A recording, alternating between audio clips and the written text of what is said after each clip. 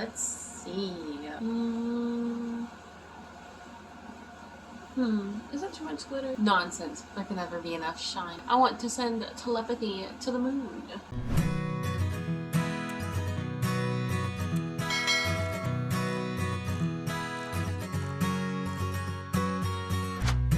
Hello everybody! Welcome back to another video here on the channel of Skylar Jade. Yeah, I know my background isn't the most appetizing, but you know what?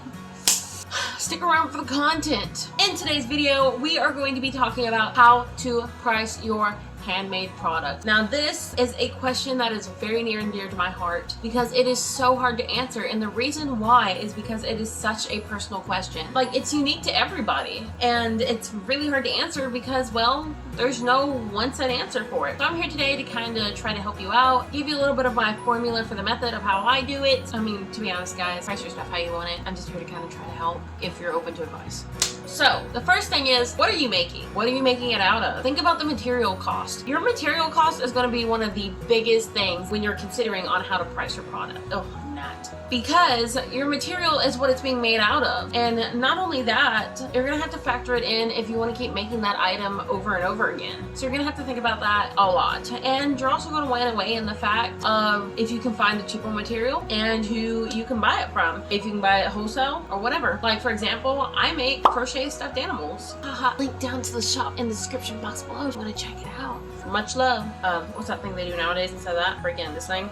But like how I make crochet animals with yarn, I have to think about when I sell my products how much yarn is actually going into these products and all of this and that is also what weighs in. And not only that, you can't think about just what fabric you're using or whatever. You also have to think about the things that you don't buy every time. If you're using a sewing machine, you have to factor in that cost and how many products you're going to have to sell in order to make up the money that you spent on that. Or if you're buying a new rotary cutter or just any type of supplies that you're not buying over and over again, but you are using in your business. The next thing we're going to talk about is time and labor. How long does it take for you to make each product? This can be anywhere from 30 minutes to 60 hours. It just really depends. And you also got to really think about this. I know minimum wage has changed. Depending on your area, minimum wage can be many different prices, and it changes over the years. And it's now, they're trying to change minimum wage, and it's up to you. And this is the glory about being your own creator. You decide your minimum wage, but you don't want to take it too far. Because if you're just starting out and you don't have much popularity on social media and you priced, I don't know, like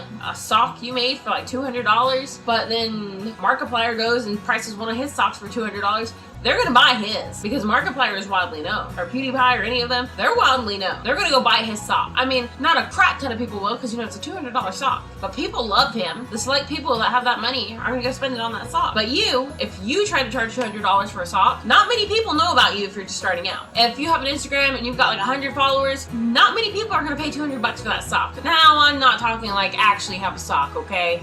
You know what I mean. Like your handmade product, if you're way, like you wanna charge yourself $30 an hour, do I think you're worth it and you deserve it? Yes. Yes, I do. But other people, where you're just starting out, and especially if you are not a trusted seller, like you don't have that many reviews and all this and all that stuff, and you're not widely known across social media like YouTube, TikTok, or Instagram, it's gonna be hard to make that much money per hour on yourself. Now, this is just advice. You do not have to take it. You can price your items however you want. I don't care. It's your shop. The truth is, I don't care. But I'm telling you how it is and how you're most likely going to succeed things. That's enough talking about that. You also have to think about how hard it is to make this item. When you're talking about how much you want to charge per hour, you also got to think about how hard it is to make, because if this is something that could possibly hurt you. Another thing you're going to want to factor in, and I widely suggest you do this. I know a lot of people sell locally on Facebook, on farmers markets and everything, and that is beautiful. That's fine. I plan on doing that myself. I plan on doing a craft fair next year during the summertime, and hopefully going to the Christmas one this December. I strongly suggest you start a website, whether it be on Store Envy, whether it be on Etsy, whether it be a paid website on Wix. Now, I don't suggest you go to Etsy because there are way too many website fees now. I suggest if you have the money to go and buy a domain from GoDaddy or somewhere like that, and my neighbors are mowing, or to go and just any kind of thing. I'm using Store Envy right now because I don't have the money to buy a website host or anything like that right now. Store Envy, in my opinion, is better than Etsy. It has less fees to me. Now, I could be lying. You don't know. Go check the facts yourself. Some other things that people don't think about is when they're factoring in their price. If you are going and paying for these websites like Wix or domain or something like that, do not forget to factor in the cost of your website. Next up is shipping cost and the packaging material cost.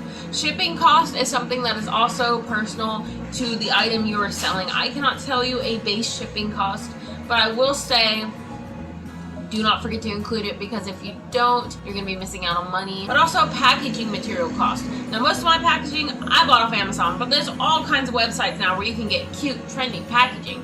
I use basic ones for the most part because, to be honest, I don't have that many sales. But I'm hoping to get more in the future. When it comes to packaging material, buy in bulk. If you're not expecting to get a crap ton of orders really quick, I wouldn't buy a whole lot, but I would buy at least 20 boxes or so like that.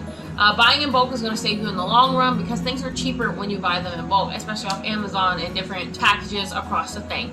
Another thing you need to think about, and I know a lot of people don't think about these, with packaging material, that means your business cards, that means your stickers, that means everything, cellophane, everything. It doesn't just mean boxes, it don't just mean tape, it means everything. So I'm gonna give you a little formula right here on the screen right now. Hopefully you'll be able to make sense of it. I hope it makes sense to you. But basically what it is this is just a standard way of helping you think about what you want to price something.